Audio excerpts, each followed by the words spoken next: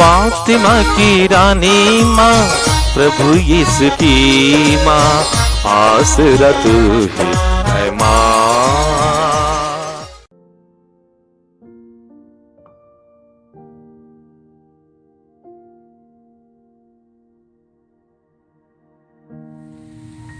पहला पाठ रोमियों के नाम संत पौलुस का पत्र, अध्याय 10, पद संख्याएं 9 से 18 तक।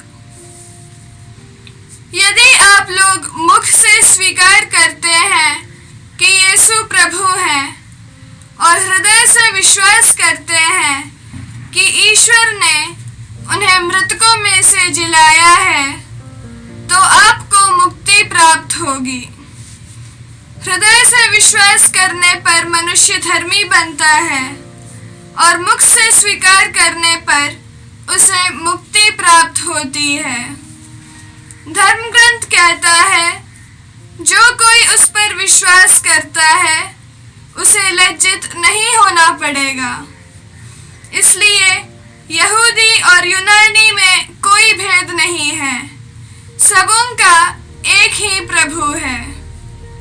वह उन सबों के प्रति उदार है जो उसकी दुहाई देते हैं, क्योंकि जो कोई प्रभु के नाम की दुहाई देगा उसे मुक्ति प्राप्त होगी।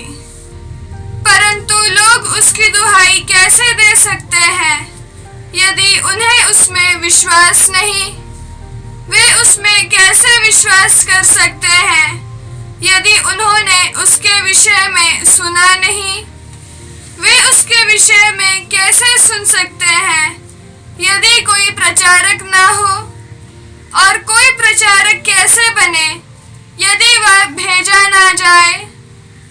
धर्म ग्रंथ में लिखा है, शुभ संदेश सुनाने वालों के चरण कितने सुंदर लगते हैं, किंतु सबों ने सुसमाचार का स्वागत नहीं किया।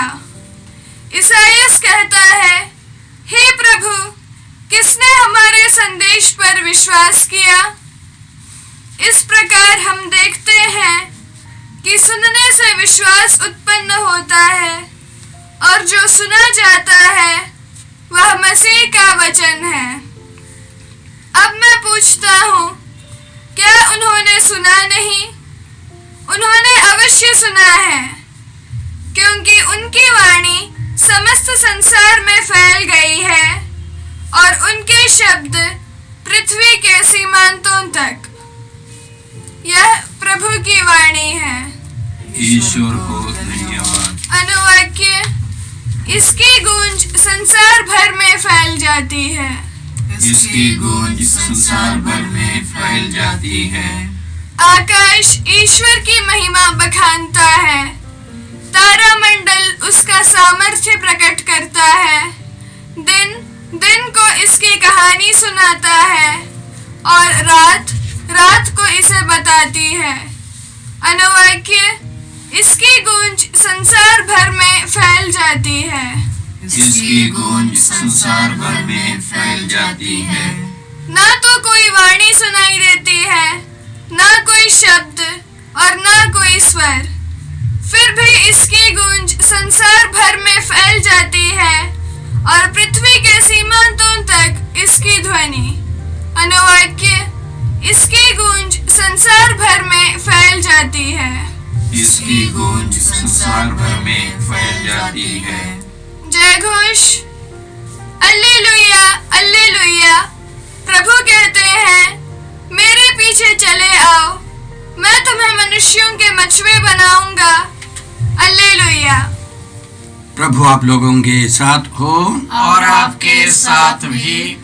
संत मत्ती के अनुसार पवित्र सुसमाचार। प्रभु की जय। अध्याय 4, पद संख्याएं 18 से 22 तक।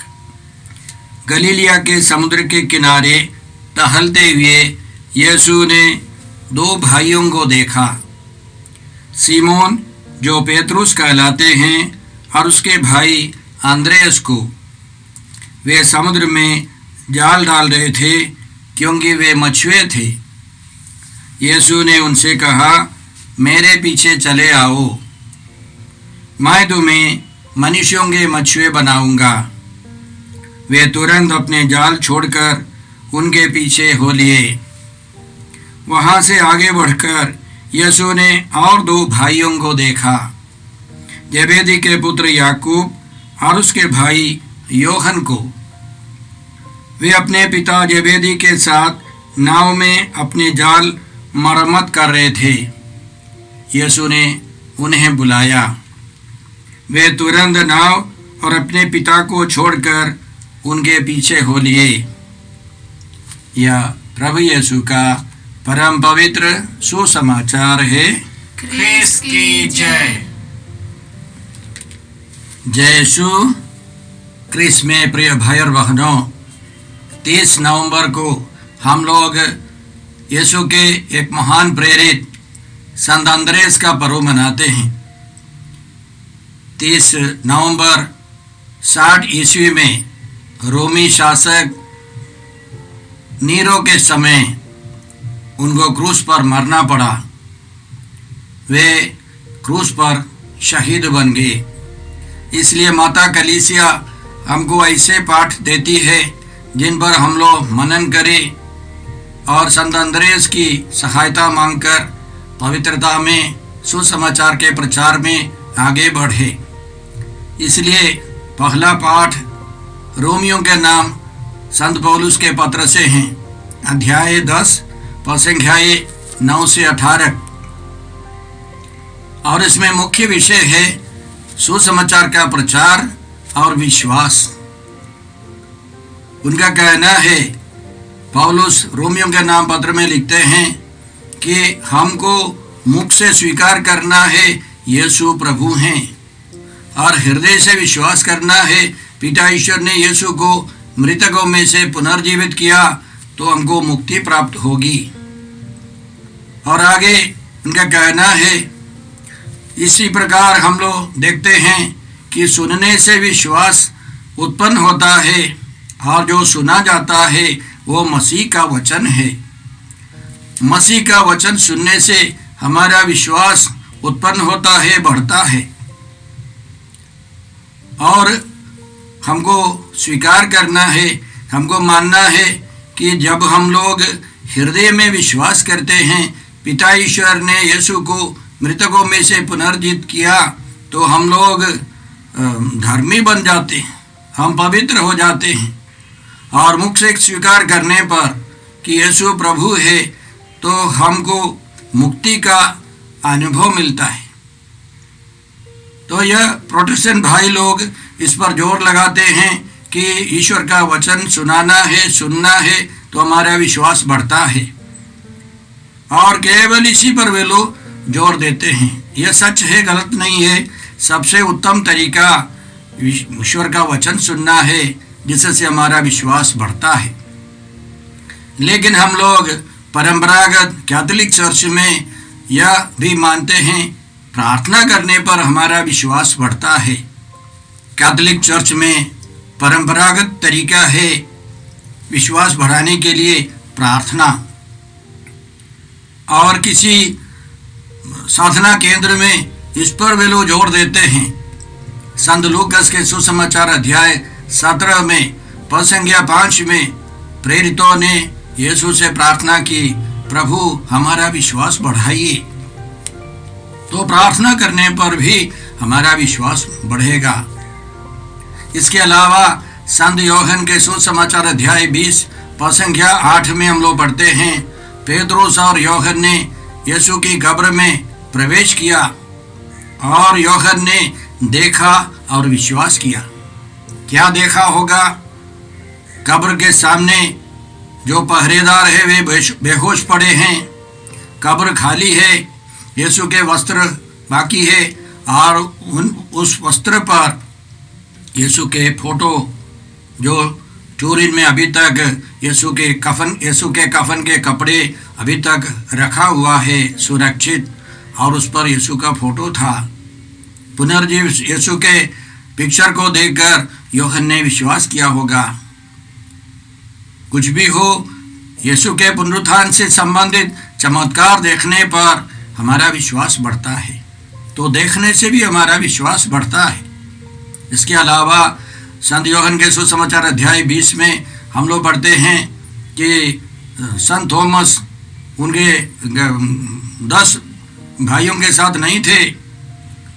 यीशु के पुनरुत्थान के तुरंत बाद 1 सप्ताह के बाद फिर यीशु उनके बीच में आ गए, तो यीशु ने थॉमस को बुलाया और उनको अपने हाथ अपनी बगल दिखाई और बताया, छू कर देखो।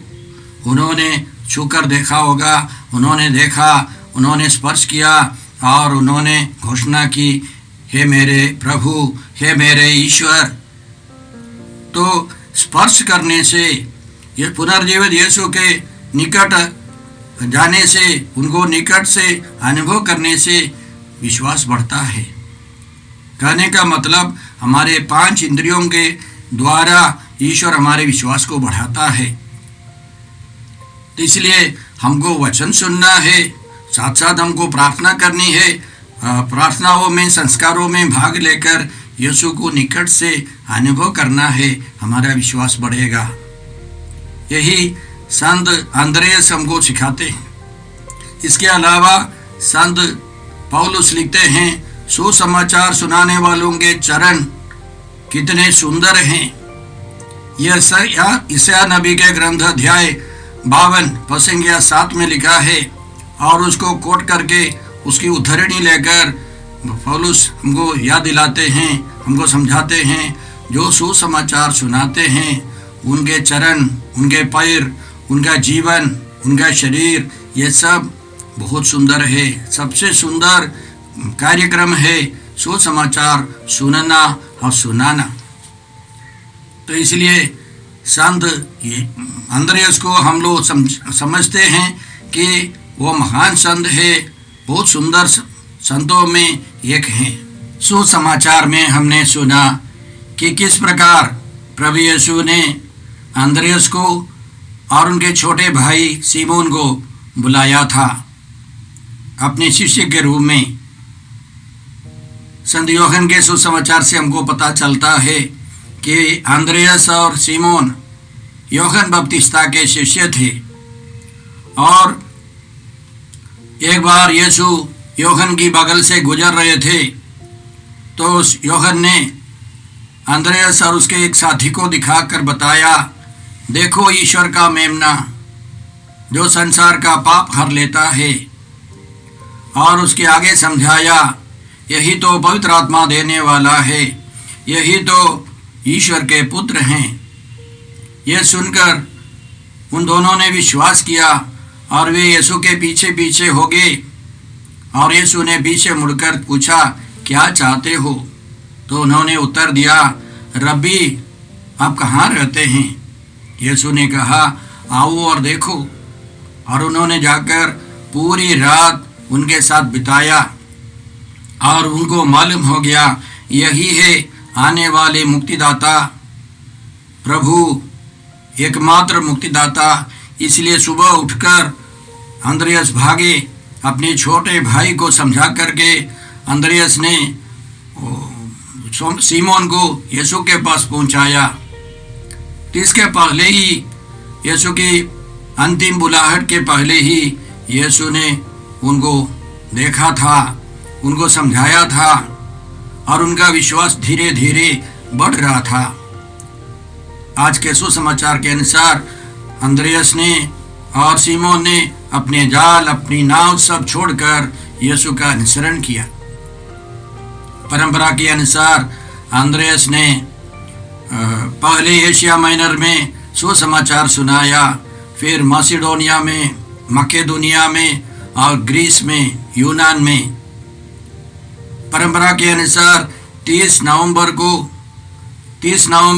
60 ईस्वी में उस समय के रोमी शासक नीरो के अधीन में आदेश के अनुसार अंद्रयास को क्रूस पर मरना पड़ा। क्रूस पर उनको गाड़ दिया, लेकिन यीशु के क्रूस के समान नहीं था। एक्स रूप से इसी तरह के एक क्रूस पर उनको ठोक दिए गए। और परंपरा के अनुसार उन्होंने 2 दिन भक्तों को सुसमाचार सुनाया क्रूस पर से, और उनकी मृत्यु 30 नवंबर को हुई। कलीसिया संत आंद्रेयस को रूस और स्कॉटलैंड के मध्यस्थ के रूप में मानती है, और साथ साथ मछुए और जो महिलाएं एकस्त जीवन बिताती हैं उनके मध्यस्थ भी संत आंद्रेयस हैं। तो आज के पर्व के अवसर पर संत आंद्रेयस हमको क्या सिखाते हैं? सबसे पहले आंद्रेयस नाम का मतलब हिम्मत वाला, साहस करने वाला है। तो वह महान संत हमको सिखाते हैं कि सबसे पहले जो यीशु के पीछे जाते हैं, यीशु में विश्वास करते हैं, वे सब हिम्मत से, साहस से आगे बढ़े। उसके अलावा उन्होंने जब यीशु को देखा, यीशु के बारे में सुना या यीशु की बातें सुनी तो उनको विश्वास हो गया। उन्होंने किसी चमत्कार को नहीं देखा, लेकिन यीशु के वचनों पर विश्वास किया, यीशु को अपनाया। तो हम सबों को भी यीशु के वचनों में विश्वास करना है।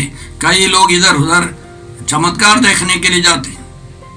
कभी हम लोग सुनते हैं परम प्रसाद में यीशु का चेहरा दिखाई पड़ा, उसको देखने के लिए लोग दौड़ते हैं। हो सकता है सही है, लेकिन हर चर्च में, हर मिसा बलिदान में चमत्कार होता रहता है। हमें विश्वास करना है, चमत्कार के पीछे हमको नहीं दौड़ना है। हमें यीशु के वचनों में विश्वास करना है, उसमें अडिग रहना है। इसके अलावा वे हिम्मत से आगे बढ़कर अपने जीवन को प्रभु के लिए पूर्ण रूप से समर्पित कर रहे थे। उसी तरह हमको भी अपना जीवन प्रभु के लिए संपूर्ण समर्पण करना है। साथ साथ इस महामारी के दौरान हम देखते हैं बहुत सारे लोग आर्थिक रूप से और आध्यात्मिक रूप से परेशानी में है। बहुतों को नौकरी नहीं है, बहुतों की नौकरियां छूट गई है, पैसा का अभाव है। साथ साथ बहुतों को चर्च जाने का मौका नहीं है, नौबत नहीं है, और महीनों से वे लोग तरसते हैं। हमारे सेंटर में भी कई भक्तजन पूछते हैं कब आवासीय साधना होगी। वे लोग तरसते रहते हैं। इसी तरह के घटनाओं में समय पर हमें साहस रखना है। जैसे 2 दिन उन्होंने क्रूस पर से ही सुसमाचार सुनाया, तकलीफ उठाया, हिम्मत से सुसमाचार, दुख सहते हुए समस्याओं को उठाकर उन्होंने सुसमाचार सुनाया। तो हर मौके में हमको सुसमाचार सुनाने का उत्साह होना है। तो आइए हम इन महान संतों के द्वारा प्रभु से प्रार्थना करें। हे पिता ईश्वर, हम तुझे धन्यवाद देते हैं। इन महान संत आंद्रेयस के लिए हम धन्यवाद देते हैं, और उनके द्वारा हम प्रार्थना करते हैं कि हम सबसे पहले हर परिस्थिति में साहस रखें और प्रभु यीशु में पूर्ण रूप से विश्वास करें, और प्रभु के लिए अपना जीवन अर्पित कर उनके सुसमाचार का प्रचार प्रसार कर सके। हम यह प्रार्थना करते हैं प्रभु क्रिस्त के द्वारा। हमारे प्रभु यीशु क्रिस्त की कृपा, ईश्वर का प्रेम तथा पवित्र आत्मा का सहचर्य आप सबों को प्राप्त हो। आमीन। जय यीशु क्रिस्त में प्रिय भाई और बहनों, प्रभु यीशु ने हमें आदेश दिया है संसार के कोने कोने में जाकर सारी सृष्टि को सुसमाचार सुनाओ। सुसमाचार सुनने के लिए और सुनाने के लिए एक अच्छा मौका है। आप कृपया इस चैनल का सब्सक्राइब करें, लाइक करें, शेयर करें, बेल आइकन दबाएं, ताकि यहाँ की नई वीडियोस की सूचना आपको मिलती रहेगी। साथ साथ आप दूसरों को भी प्रेरणा दें इसका सब्सक्राइब करने के लिए। याद रखें, कल के मिसा के दैनिक पाठ और उस पर टिप्पणियाँ आज ही दोपहर के बाद हम लोग अपलोड करते हैं। कृपया आज ही उसको सुनकर कल की तैयारी करें। प्रभु यीशु आपको और आपके परिवार को 100 गुनी आशीष देंगे। जय यीशु।